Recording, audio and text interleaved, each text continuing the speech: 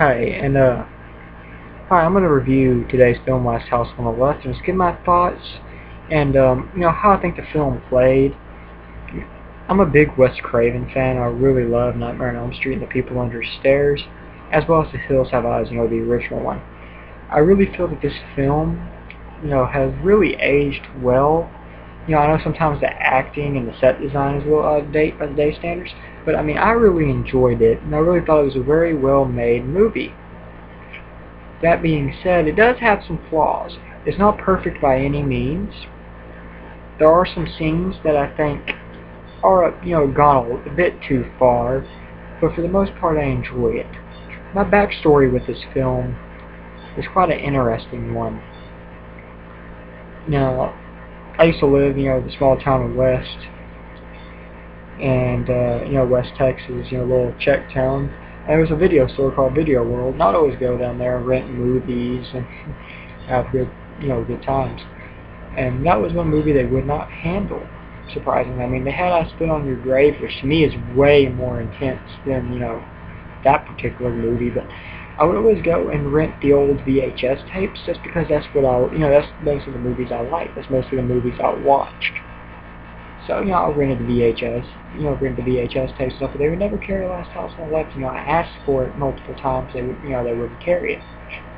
So I was actually, shopping around, and after years of looking for it, I would look for it online, I would look for it everywhere, and I would really just look for that movie.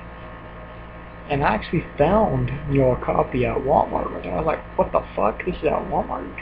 And I watched it, and I actually really enjoyed it, but my jaw hit the floor. I was shocked. I wasn't really expecting that serious or intense of a movie, especially from 1972. I mean, there are other movies that shock me. They kind of catch me off guard, like, wow, that's intense. Cannibal Holocaust being one of them.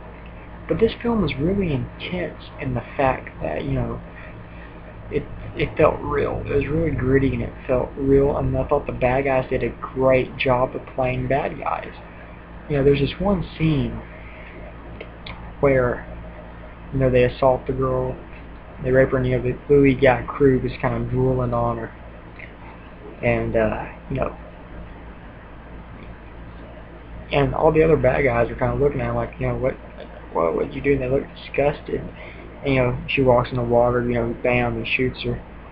And then they kind of wash up and go into the parents' house,